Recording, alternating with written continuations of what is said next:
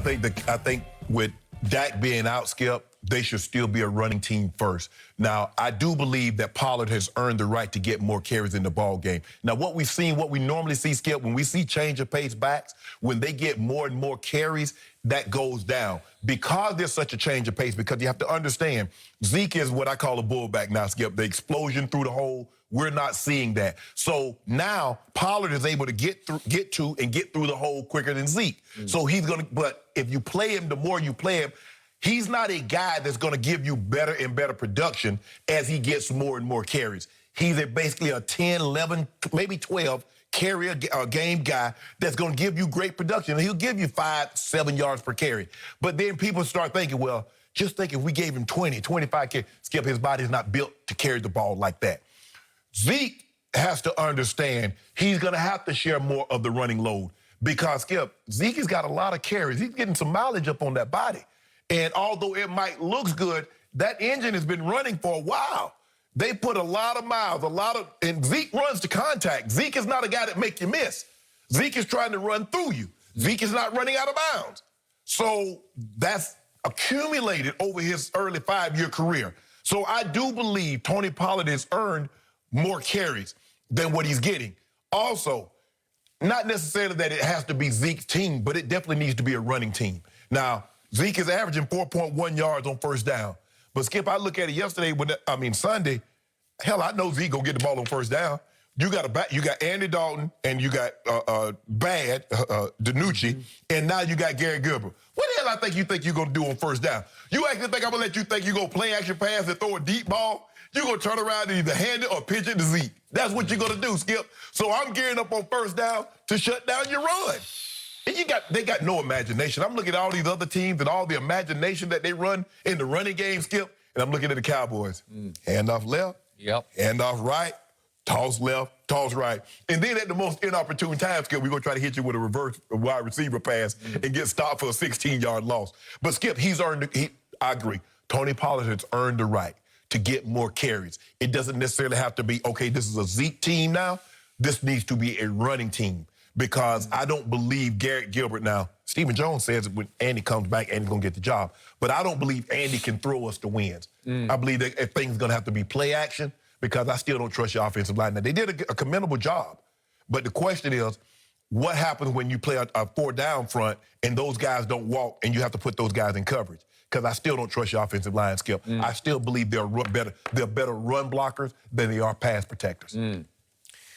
So, I preface everything I'm about to say with this breaking news. Trevon Diggs, a real bright spot, a real breakthrough rookie out of Alabama that I was starting to fall completely in love with, has a broken foot and is out for 4 to 6 weeks. Oh, y'all. 4 to 6. Skip, he was the best guy in the secondary. I wondered why he missed stretches of the game the other night. He did try to come back in and play on what was a broken foot. Wow.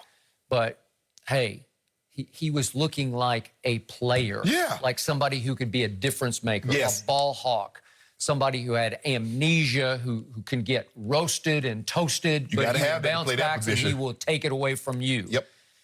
And he's gone, so maybe it's just snake-bitten you. Maybe it's just not meant to be, which brings me back to Ezekiel Elliott.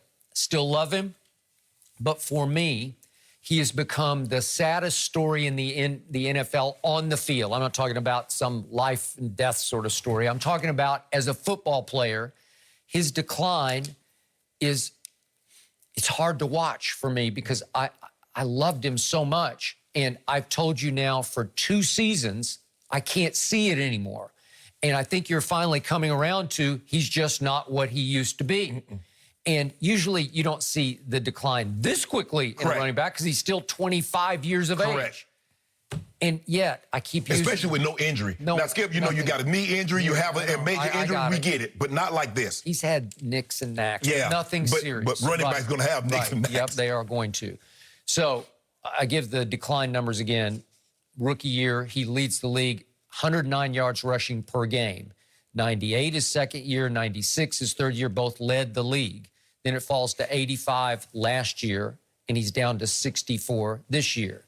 He's on pace for 1,000 yards. 1,000 yards for a running back is nothing now in this league.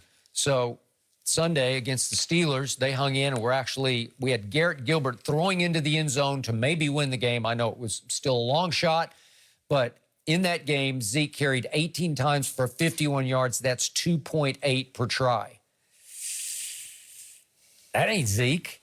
And what did we see? He was making Tony Pollard look like a Pro Bowler because Tony would come in, and Tony's got a little wiggle and a little burst. I'm not talking about he's not a Pro Bowl running back, but he's pretty good. And compared to Zeke, running, as I say, in Cabo sand, look like he's running in slow motion. It looks like Tony Pollard can fly. And he had 2 runs, Tony Pollard did Sunday, of 20 yards. 20 yards. Do you realize what's happened to Zeke on 20-plus yard runs? He had 17 his rookie year. That's pretty good. Then he missed those 4 games his second year, so he had 9. But then third year, he had 15. That'll work. Then last year, it fell off to 7. This year, so far, he has 1 20-yard run. So Tony Pollard in 1 game had 2 20-yard runs. Zeke has 1 for the whole year. There's no home run to him anymore. There's no, I don't know where the 4.40 Zeke went. No, that's going. He ain't running 4.40 anymore. Skip, so you want Tony Pollard to get carries, or you want him to get touches? Even though, sadly, my team still is not out of the NFC least race. They still have, what are they, 2-7, and they still got a shot. They got a shot. They get to play each of the division rivals one more time, and if you could win all 3, you might have a shot. And 2 of the 3 at home. Yep, and you're going to have to win maybe 1 more game somewhere along the line. I thought it was going to be Pittsburgh, but it wasn't. My point is, if you knew for a fact that you weren't going to win the East, to your point, I might put Zeke in mothballs. I might just use him very sparingly, because if you can revive him next year when Dak comes back, maybe it's next year is the year. Maybe it's not this year. Why would you waste the carries and the punishment? That's an awful expensive suit to just hang up in your closet. $15 million a year. Jerry Jones would say, not on my watch, Exactly. Right? The buck stops with me. When I look at Tony Pollard now, he ended up with nice numbers, but he had 4 carries on first down for a total of 1 yard. Yep. Now, in the season, he's averaging 2.9 yards a carry on 23 carries. You have to get him loose off tackle or toss it to him. Right. And remember, at Memphis, I watched him quite a bit. He was as much a slot receiver as he was a running back. So he can do that also. And they had him. They had the guy that the Rams took. Yeah, I think they took the guy from Antonio Edwards, the guy at Washington. Yep. So they had weapons, man. Right.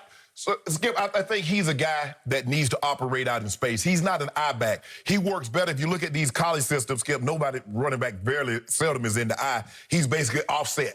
So you're going to have to play him like that, play to his strengths. But like I said, I believe this is a better running team than pass protecting team, and you're going to have to protect it. Now, the defense is playing better.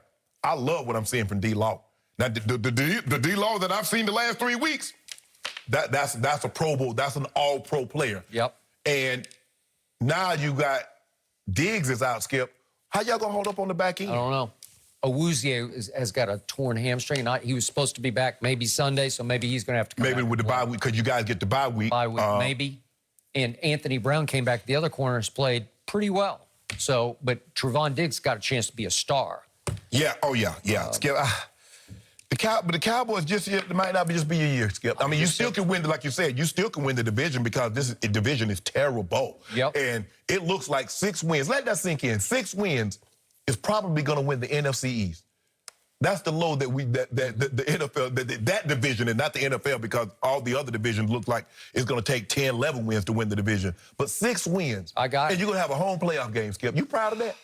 No, I'm not. And I'm here to say my bottom line to this Zeke discussion is I believe they could be a little better with Tony Pollard as the every down back. Really? Because you could use him different ways, because Zeke has a hard time catching. He didn't have great hands. Tony Pollard has really good hands. He needs to be able to fake Skip. Zeke can catch the ball if you face him. It's like when he's going away, because you see him, they throw the ball to him, and it's just like that. Right through his hands.